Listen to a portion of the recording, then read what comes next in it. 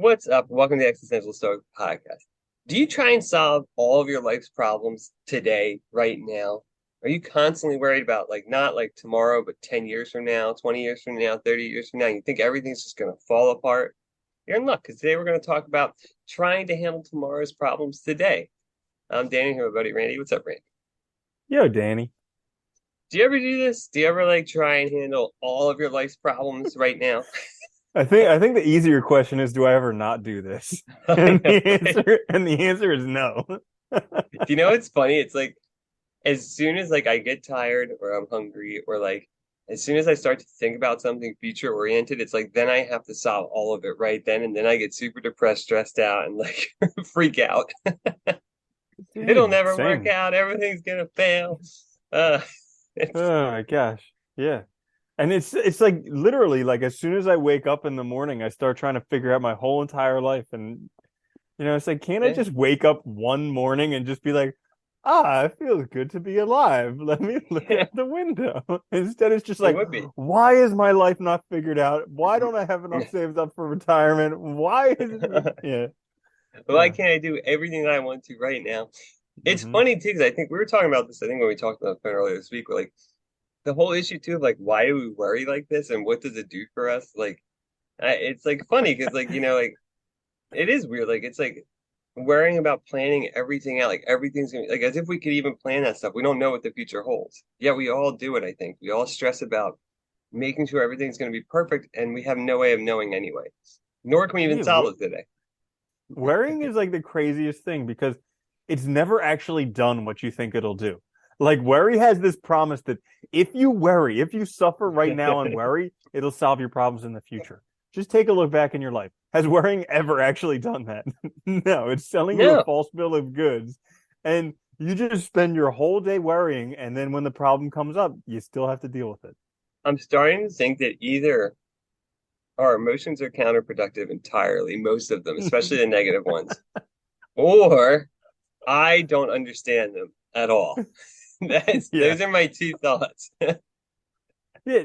I mean, it's got to be because they're just so counterproductive. Like they Yeah, lead, like for instance, fear is something that should be like generally with fear, what you actually want is right on the other side of fear. So if yeah, it was a helpful emotion, it would be something that drew you to it like a magnet, because it's like this is yeah. where the life that you want is. Instead, it does the exact opposite. It like pushes you away. And like worrying, you know, if it actually worked, it would be something that helps you overcome your problems. But it doesn't. It does the Right? exact opposite. Yeah, I wonder if it's because maybe these emotions were keyed in or tuned for really different types of experiences, and we experience them for the wrong thing. Like for instance, fear, you think you see a snake, so you jump away, right? Which is a good thing. You should do that. But you shouldn't be afraid of success, right? Like those are two, that's like a different type of thing. Like maybe we just we direct it in the wrong way or something. I don't know if that makes sense. Mm-hmm. Same with worry. I think I mentioned I can imagine worrying being a good motivating factor. Like if you were worried about the crops failing and not having enough food for, winter for your entire community, that's a good thing to worry about. That's a good thing to maybe motivate you to take care of the stuff, and get it done to make sure that you don't you're not lazy about it. But worrying about stuff I can't do anything about now in the future is not very productive or helpful. Yeah, it's Mm-hmm. weird. Yeah, nowadays there's so many opportunities to worry about everything. Well, it's like, Everything. oh my God, it's like everything is just trying to make you worry, dude. You turn on anything, any media outlet, it's just they're just trying to get you those emotions heightened so that you stay watching, and it's so frustrating. It And the really is. crazy It's stuff, anger and worry. Yeah. yeah, and the crazy stuff that you're worrying about is stuff that you have absolutely zero influence over. So it's Oh like God. not Yeah. only is it something that you maybe worry about and then could have an impact on, it's stuff that you worry about and then have zero impact on. So what could make you feel like less capable than just these things Yeah. that you have zero impact on? Maybe that's it too, right? Is that we've been trained to worry about stuff that we have so little effective power over that it's just making you feel powerless. So then you feel in this situation of just endless worry, with no way to resolve it. That could be it Yeah, too. yeah. Yeah. So like there's that one day at a time thing that we talked about a while ago. And I believe there was a dude who he was pretty popular. I think he was a son of God or something. He talked about that as well. Your Did daily he? bread. Yeah, your daily bread. And but he talked about just taking it one day at a time. And yeah, it's kind of interesting because in this story, whether you believe the Bible or not, doesn't really matter. We're just talking about the stories here. But like in this story, when they were stuck out wandering the desert for 40 years, every day they were given manna from heaven. Okay. Yeah, So like this bread like stuff that formed on the ground, they could eat it. And every day it appeared. But if they took more of it than just for a day, it would go bad. It would rot. And it's just yeah. like, maybe there's a life lesson in there. Like every day, has there ever been a day that you can't handle? Like there's been some days when it's been close. Like there were times when I thought I was going to Borderline. pop. Very, very close. But in the end, I always handled them and got through them. And it's just like, that's the best reminder of just how to approach life. Because it's like there's an Alcoholics Anonymous thing called One Day at a Time, or just for today. Look that up Yeah, on the internet, just for today, Alcoholics Anonymous. And it's like such a great thing to read because it reminds you that like you don't have to solve all your life's problems today. All you have to no. do is make it through today. And like that's just such a freeing thing because every time I'm having a conniption because I need to solve all my problems right now and I can't, and I remind myself, nope, you know what? I just need to get through today. It just like all the stress just disappears. I'm like, of course I can get through today. I've got what, like 16 hours left? I can wing it for 16 hours and then go to sleep and we'll start over tomorrow. Yeah, yeah. And who knows? Maybe tomorrow will be better, right? It's Yeah. funny, you mentioned that too, because like I remember like, when I was really struggling to do anything because I was like really depressed, right? Like all I would think about is like how I'm not gonna get this or that, or like this life's not gonna be happening, right? And then when I started focusing on just doing like one thing at a time, one day at a time, you start actually getting things done. And then all those future dreams become possible because you're actually making progress towards them. And that progress builds really fast when you look back on it over time. Like, if you look back over a year, you see so much gets done. That might not feel like a lot each day, but you're making progress each day, and that's what matters. So I think you actually get so much more done too when you actually focus on one day at a time rather than trying to worry about 20 years from now, 50 years from now, because the fact is you can't do anything to plan for that anyway. Mm-hmm. Yeah, and that's like, I mean, alongside depression, there was that Martin Seligman book, Learned Optimism, and also Flourish, where he talks about it as well, where they did experiments on animals and they showed that like if you just subjected them to an environment that they had no control over, and no matter what they did, it couldn't improve it, they got this learned helplessness, and it was basically identical to depression in every way. And when Yeah, I have been depressed in my life, it's because I felt like no matter what I do, I couldn't make an impact. Like yeah, when I was severely in financial debt, I felt like there was nothing that I could do. I couldn't make an impact. I was like severely depressed. When I was about to marry somebody that I didn't want to, and I was like, "There's no way out," I was learned helplessness. I was like, "There's no way. There's nothing I can do. This is just like terrible. I can't do anything." And so like, but the one day at a time thing frees you from that because you can do something today. And like you don't need to figure it all out right now because that's just crippling in terms of like being able to have an effect. But like today, you can just do a little thing that'll make a difference, and that's a win. what I think too is important about it too. It can make you sort of focus more on like what you actually have power over and what you can do now, and less about worrying about what society will think or others will think. Because I think that's a lot of times what happens. Like you mentioned the example of like marrying somebody you didn't want to, and that's a good example where like I think a lot of people fear that they're in a relationship they don't want to be in, but then they instead of worrying about like what's good for them, they worry about like what other people will think, what will happen in the future. You know, am I doing something? You start thinking about others instead of like what can I actually do now to address this problem that I'm facing. And I think that's like it's a total like mind fuck that messes you up, but it keeps you from acting, right? It keeps you from doing something that would benefit you and actually make things better. And for both people, arguably, in a situation like that, because Oh yeah. if you don't want to be in it, it's not going to be good for the other person It was the either. craziest situation because like I was doing what society said that I should do. I was becoming an adult. I was getting married, and Yeah. everybody loved her. Like my parents loved her, my friends loved her, And I was just like, but this isn't the person that I want to marry. And I just felt like completely trapped. And then I was talking with my brother one day, and he's like, dude, no matter what you do, I'm still gonna love you. And Yeah. like all of a sudden I was like, wait, hang on, I can end this and you're still gonna love me? Like, whoa, hang on. And it just changed everything. Yeah. And that's the Mhm. important thing, because you realize that like that's not gonna like all those things you build up in your head are just imagination, right? It's just like your brain messing with you and keeping you from acting because you fear the unknown. I think that's what our biggest problem is. Like we fear what we don't know, and the future we don't know. So trying to worry about it is just impossible. But if you focus on now, you do know. Like I can predict now. Like if I do something now, I can kind of predict what's going to happen more or less today, at least. I might not know 10 years from now, but today I can. And I think that's why we need to focus on one day at a time.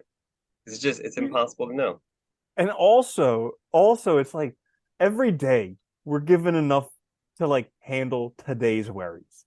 Okay. Yeah, But then when yeah. we try and worry about the future, not only do we have today's worries, but then we're putting another day's worries on top of it. And it's just like, great, now today I have to handle 2 days' worries or a lifetime of worries. Like, come on. I can deal with today's worries today. The rest of it, forget it. Experientially too, I've proven to myself time and again that I lack the capacity to handle that mentally either. Yeah. It's way too much, dude. It's horrible. It Oh really my is. gosh. Mhm. It's so it's just it's funny it's funny because the more we talk about this stuff too, the more I just realize like we're such weird creatures that are We're so so broken. ill-conceived. Yeah. We're so Like broken. it's so funny. Like I feel like we all have like we have all these tools and like most of it is like not it's not like these complex solutions where you need to know like calculus or something to solve. It's like pretty everyday stuff, but like it just we forget it when we need it, or we get so focused on the wrong thing. And I think that's the other thing about like worrying about tomorrow's problems is you're just focused on the wrong thing. You really are. Like you need to like bring yourself back to like ground yourself back in reality of the present. And it's like I think this is our biggest fault is we live in the past or we live in the future. We don't live in the present. And it makes everything harder. Dude, and there are so many opportunities for like more worry. Like this happens to me all the time where I'll be Yeah. feeling good and I'll be like, "Oh, I have to like look up this thing on my phone or I have to contact this person on my phone." And then there'll be a message and I just get lost on that tangent for 5 minutes. And then I feel terrible because of whatever the message said. And it's just like I'll catch myself and I was like, I was 5 minutes ago, I was literally just feeling great. What the heck happened? And it's just like I picked up my phone and now I feel miserable. What happened? Like where did this come from? Is it the phone's fault? Yeah, yeah, it is. Yeah. It is But funny I think that happens though. Yeah, go ahead. Sorry. I was gonna say like a helpful thing to do when you're feeling worried or miserable is to write down like what are the causes? What are the things that you're worrying about? Why are you feeling so terrible? Because oftentimes there's so much more than what we actually think. There's like layer Oh yeah. upon layer upon like we're worrying about this thing now, but there's also the bigger worries and the even bigger worries and the even bigger worries and the other worries and the other and it's just like when you write them all down and you see them, you're like, geez, that's a lot of stuff to worry about. I don't think I should be worrying about all that stuff. No, perfect example, right? I remember with student loan debt, right? Like I thought that was the thing that I was worried about. But then when you really write it down and actually get some self-awareness and reflection, you realize it's also the fear that you're going to fail, that you'll never make enough money to actually live a comfortable life or be able to afford anything that's like considered normal in life or anything. And there's all these other things piled on top. And and when you really look at it, it's like it becomes so overbearing that you can't even act. You just paralyze yourself. So if you just look at but if you look at today and you realize, okay, so what can I actually do now? Well, I can address the issue now and handle today at least. I can take care of whatever the phone calls that I need to make or send out the paperwork or whatever, do something to make it at least start addressing it. And once you do, you feel better because you empower yourself to take action and to solve your problems rather than just letting them build. Because I think that's the other problem. Like the worse we get, like I remember this. I don't know if you ever felt this, but like when you feel like your debt is like impossible, there's also that side effect where people will just add on debt. It's like, oh, I can't solve it. Hey, what the hell's the difference, right? And you just make it worse in a way like it's like self-sabotage. It's crazy. In order to Mm-hmm. like have like a pleasurable moment now for a minute, you'll like destroy yourself for the next 20 years. Yeah. I actually read this article on the same subject, but it was in regards to HIV because when HIV came out in the 80s, they basically told you like if you have sex, you're just gonna explode. Like that that was Yeah, that was yeah. the brunt of it. Uh, They made it like way more dangerous than it actually is. And now that we have years of data from it, it turns out that like according to data, if you're a man having sex with a woman who has HIV, you have a 1 in 2,500 chance of actually getting it, which is just mind-boggling compared with what they taught us in school. But like they did studies of like down in Africa in these endemic places where they the people who they thought they're like if you have sex you're just going to get HIV, they're just like well fuck it, I did it once, might as well just keep doing it because now if I yeah. have like 100% chance of getting it, I'm just going to get it, so it Mhm. might as well. Whereas, like, if Yeah. they actually gave people reasonable things, they're like, yeah, it's super dangerous, but it's 1 in 2,500. You've had sex 100 times, so what? That's like 1 in 250 or 1 in 25, something like that. Yeah, you Yeah. still 1 in 25, so you still may not have it. Maybe wearing a condom this time would be helpful. Yeah, maybe you take action to protect yourself now because you don't think that it's totally a lost cause. But that's what Mm-hmm. we do. When we think it's a lost cause, we give up, right? We give up wearing, we give up taking precautions because we think everything's just thrown to the wind. It's the same Mm-hmm. thing that happens to it. We see this happen with everything. We see this happen with addiction, the same thing, right? You get to a certain point where you feel like there's no hope. So you just give up in a sense of trying to make things better.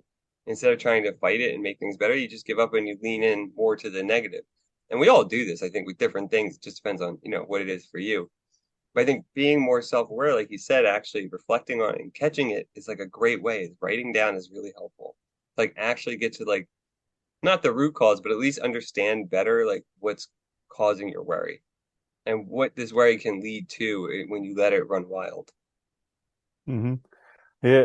So, like, another thing that's really helpful, Marcus Aurelius, listening to the Yeah, meditations or he's reading good. the He is good. meditations, there's so many things. Like he's like either it's by providence, so we have no control, or it's like chaos, where again we have no control. No. So like, what's the point in worrying? And then he says something that's like really helpful that again I have written down that I read pretty much every day, where it's like anything you want in life, and usually we just want to feel good. Like we want to be happy, we want to Yeah. feel good, we don't want to feel bad. Anything you want in life, you can have it now if you just let go of the past, Mhm. have faith in the future, love what is, and act right. And it's like it's literally like a simple 4-step thing. And even the last one is like, yeah, you should act right, but you don't even need to do that. If you literally just let go of the past, have faith in the future, and love what is, like you're feeling great. And that's Yeah. it.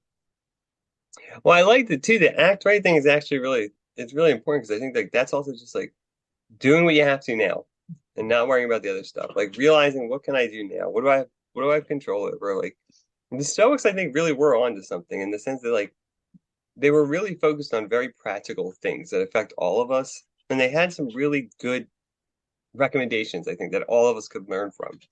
And like, the economy of control, Marcus Aurelius' point about living in the present, like all of that ties together about, like we all want to feel good and we all want to feel in control of our lives, but we don't have control over everything.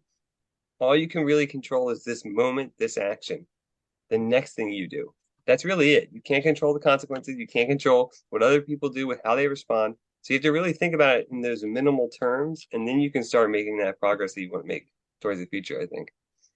Yeah, and also the acting right is going to ensure that you're going to have the good feelings coming in the future because Yeah. acting right is doing the things that generally will provide you with those good feelings.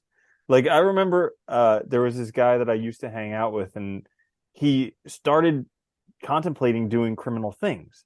And I Oh, spoke yeah. with him about it and I was like, dude, like don't do that. That's crazy. And Yeah. he was like, "No, like I owe a lot of money. I need to do this." And I was like, "Would you want someone to do that to you?" And he's like, "No, of course not." And I'm like, "Would you want someone to do that to your family?" He's like, "No, of course not."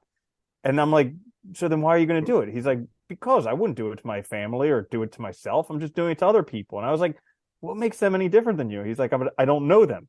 And I'm like, dude, the only way that you can guarantee this is going to happen to you and to your family and to your loved ones is by you doing it. Because if you just Yeah. extrapolate that to everybody else, as everybody else is doing what you do, then it's going to happen to you and your family. But if you don't do it, if you stop it, then everybody else stops it. It doesn't happen to you and your family.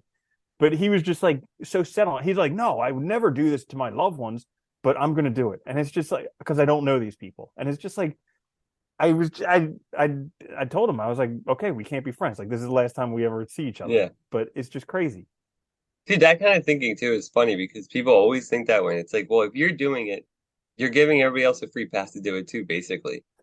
And you're going to Yeah. interact probably with people that are doing it. So you have no Hmm. control over it. So yeah, it's insane. Hmm. Yeah. But that's looking for a quick way out because you're worrying about way too much rather than looking at what's present and what's now, right? Hmm. And you think your family's going to be happy with you when you do that stuff? Like it's nuts. Like No. it's funny. It's No. funny the way we try to address things though, but that's like when we get in those states of severe worry too, we act ridiculous because we start taking risks and doing things we wouldn't normally do just because we want to get out of a situation instead of really looking at like what the real problem is now and how can we address it. Yeah, So funny. there's that saying. There's that saying from somewhere in the Bible, like the thing I feared came upon me, and it's like literally when we fear something so bad, we almost inevitably do what produces that fear. Yeah, yeah, yeah. Like, we're our own worst enemy. Whoever designed us Always. was doing some crazy shit. Because like, Yeah. yeah, Dude, we get in our own way constantly all the time. It is actually kind of like it's comical in a cosmic sense, you know? It yeah, really is. Yeah. It's funny too. The other thing I know, like when you do focus on the day, the one thing it's funny that like even the hard things feel good because you start getting these things out of the way and you have control over it. And like I think people really don't realize like how good it feels, even to do difficult things when you're choosing to do them and you do them. Like it just feels great getting it done. Like even mm, stuff you think is hard, like we imagine things are going to be so difficult. I'll use student loans as an example again. Like I used to think it was going to be so difficult to deal with them until once you start dealing with them, and then you realize, oh, it's one payment at a time. It's this. It's a calling them and making, addressing it so that I can afford it and stuff. And once you start thinking, you feel great because that weight is just lifted off your shoulders. Like we all carry this weight of stress and worry about the future. And like if you start addressing it, you're not worried about that future anymore. That weight just lifts off you and you feel so much lighter and better. And you can focus on other worries. You can make more worries in your life, right? right. Yeah, you get room to make more worries. Yeah, You can change uh, careers at 40 and make way more worries. yeah, right. And it's a cold, dark night on this side of Everest, Yeah, and oh my goodness, always. It always yeah. is. That's actually like another thing in the just for today thing from AA, where they're like, just for today, I'm gonna do two things I don't want to do just for exercise, and Yeah, it makes so much sense because like you have to do them anyways, usually, but we try and put yeah, them off for so long, and they cause so much issues. And I like where it says like I'll do two things I don't want to do just for exercise, the just for exercise part, because that totally negates like the reliance on any outcome. If you're doing it just for exercise, it's like, well, F it. It doesn't matter. Like, let me just do it, get it out, and it's just for yeah. exercise, you know? And that just makes it so much the way that I read it just makes it so much easier to do because it's just like, you know No, I what? I think you're just got to reading the get in right. the reps. Yeah, you're reading it the right way too, because the idea is right that the exercises you're training yourself. It's just like habituation. So the more you do it, the more you exercise those muscles of taking control, taking action, rather than because I can speak from experience. The biggest thing with addiction too is like you have these problems, and instead of addressing them, you use them as an excuse to turn away, right? And instead of dealing with them. So if you just exercise those muscles of addressing them, you build those habits, and it gets easier. And you realize over time it gets easier and easier to do it, and you feel better and better because the life you're living is more and more your own, rather than hiding from your problems, running away from them, stressing about them, or just like you know letting other people dictate what you're doing. And it just feels good to Hmm. live your own life. You can Hmm. make any, I think you can make any life a good life. There's no requirement to have all this stuff and all this BS that we like to say that, people need because all those people aren't happy either. It's like you can make any Usually life a good life, I miserable. think. Yeah. It's just about defining what it is yourself, I think, and like, making it intentional. Hmm. Yeah, like another thing, I mean, you can Steve Harvey had this quote where he was saying you can mess your life completely up and you can get it back together again. You Yeah. know, that's like it's such every time I hear that, it boggles my mind because like I spend so much time and effort worrying, trying to figure it out, trying to have a perfect life. And it's just like, but it really doesn't matter because you can No. still mess it up completely and get it back together again. And like in the Tao Te Ching, it says like with the Tao, if you make a mistake, you're forgiven. And Yeah. if you go after something, you will get it. And it's just like it's that simple. Yeah. Like yeah. No, but it's true though, right? If you do go after something, you will get it. And if you make a mistake, like we get so caught, and again, it's like our imagination. We get so caught up in imagining that like no one will forgive us, that the world's going to turn against us, all this stuff that we, that we've done these things. But it's like if you start acting the correct way, everybody will forgive you. People pray, like things will get better because you're going to make it better. The only way it gets worse is if you don't do anything. It's like that old, like the only way you fail is if you never try. That's how you fail, is if you give Mm-hmm. up. That's really the only way. If you keep trying, you won't fail. You'll keep experiencing some progress and something to celebrate. Yeah. Yeah, the one book that I read a little while ago, Beyond Happiness, one of the five tenets of it was recognizing your innate lovability. And this is something that Hmm. like me personally I've struggled with because I've always really had like transactional relationships where I think I need to do good for people in order for them to like me because I feel like not Yeah. innately lovable. And but it's crazy because like no matter what you do, some people will just love you for who you are. Like it doesn't Yeah. matter. And that's the I don't know, that's a pretty cool thing. You don't even I need think to a lot. worry about yeah, you don't need to worry about pleasing other people or whatever because some people just love you. Yeah, I think it's funny too. I think the hard thing for a lot of people is finding those people and recognizing them and separating them from the transactional ones. Because I think a lot of us live transactionally. It's like Aristotle's got a great account of friendship. That's awesome. Where like, he recognizes that most friendships are like based on use or pleasure, like what you're getting from it or the pleasure you're getting out of it. And only real perfect friendships are based on loving the person for who they are. And just like, that's it. And I think it's interesting because like most of us I think have a hard time distinguishing between them. When you really look at them, like I think age helps. I do think age really helps with this stuff. Maybe it's maturity, I don't know. But you start to see like who really, what people really do just love you for who you are versus like want something from it. And a lot of times that's fine. You might both get something out of it. It's okay. But like, yeah, finding those real friends is like super important. Helps a lot. Hmm. Yeah. Yeah. Yeah. It Yeah. doesn't make going through the bad ones any easier though. No, no, it doesn't. Because you got it. I You're don't think like, that. damn it, I thought we were friends. What the hell Yeah. happened? Oh, it's Oh my ridiculous. gosh. But Yeah. they blow up spectacularly. Yeah. Uh They always do, don't they? yeah. Okay, so not this is an aside. Uh Yeah. not exactly I love talking about asides. tomorrow's problems today, but so this weekend I watched the movie about Mr. Rogers, Beautiful Day in the Neighborhood. And Great movie. I felt like the movie was talking to me like crazy because he starts the beginning of the movie talking a story about another guy who's like having trouble forgiving someone who hurt him. And he says that like forgiveness is a decision that we make to release the anger we have against someone. And oftentimes it's hardest to forgive those people that we love. And like this was just crazy because I was like, okay, wow, pretty apropos right now. But it's just like, we get when relationships don't work, it can just be like so frustrating because it seems like it should work, you know?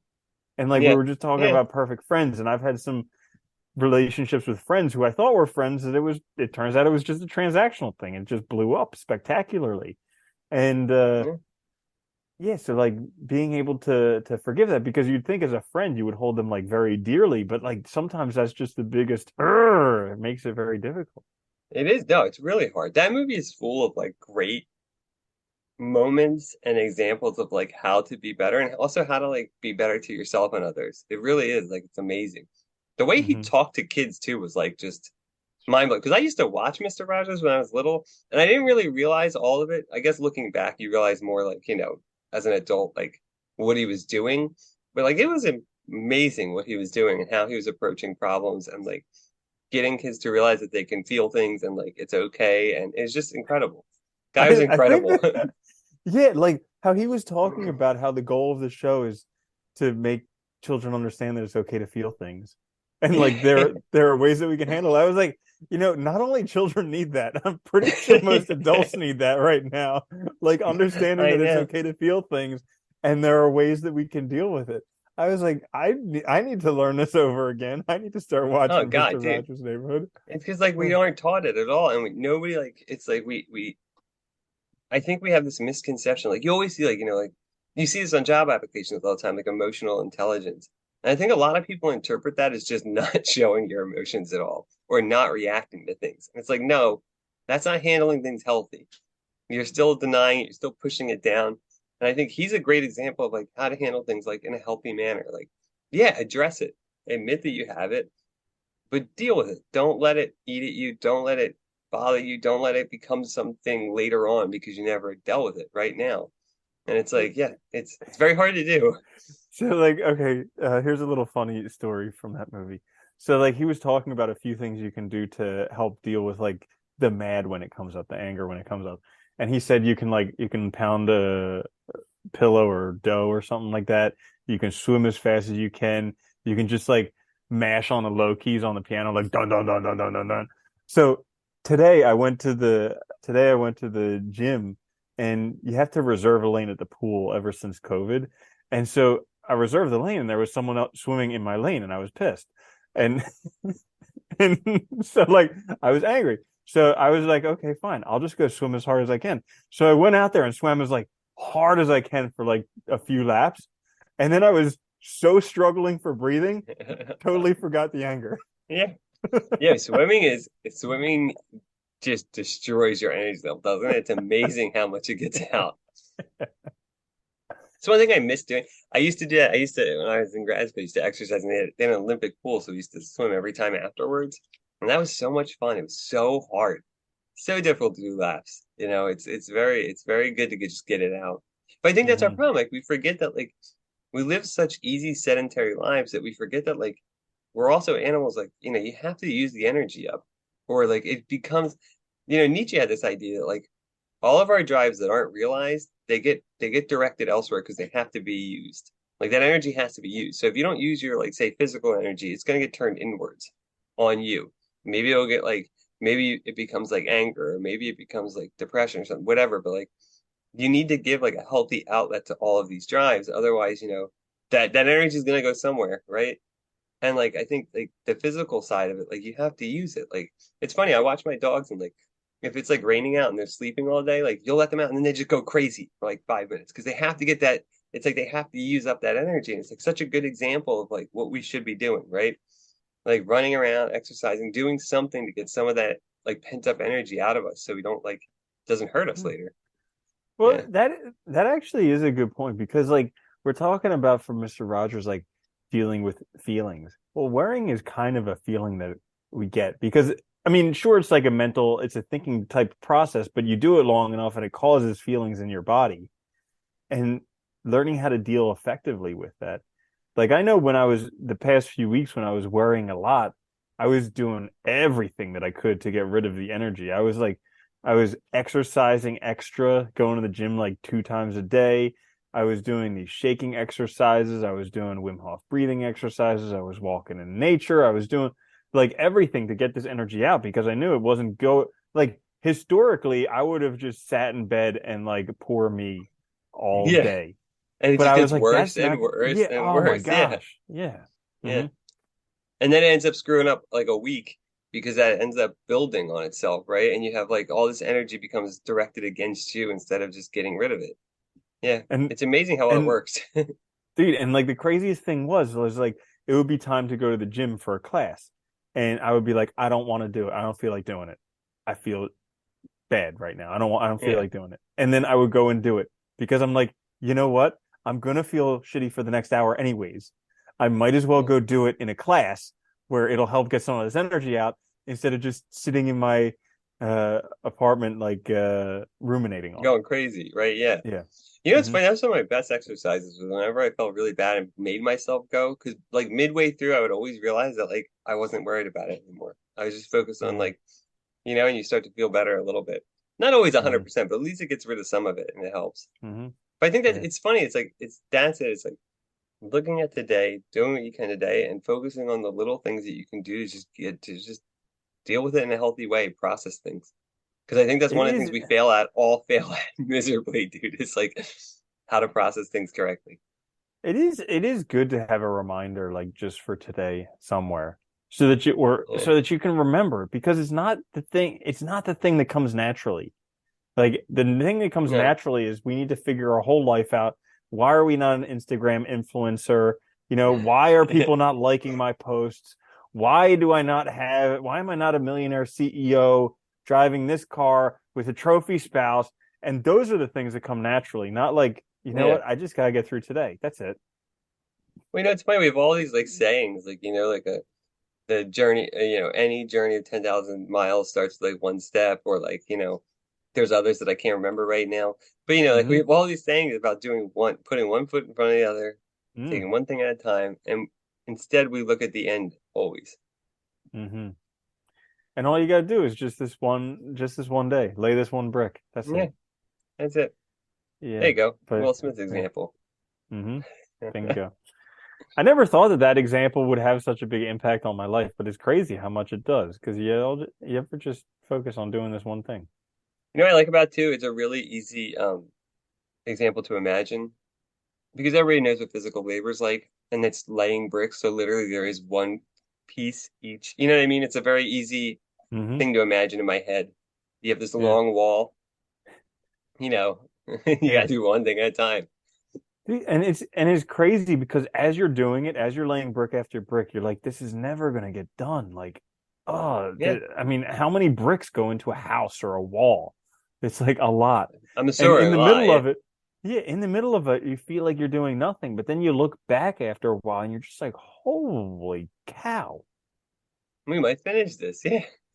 Yeah. That's a good way. I think this is like also what holds people back too when they have dreams that they just think they'll never happen. Like, because they don't realize, like, if you just cut an hour out of your night of watching TV and direct it towards like maybe learning that thing that'll help you get there, yeah, it doesn't feel like a lot at first because it's like an hour. But if you do it every day, cumulatively, it does start to snowball and you start to see big changes where like once eventually you'll look back like maybe a couple months later, maybe 6 months later, and you realize you made a lot of progress.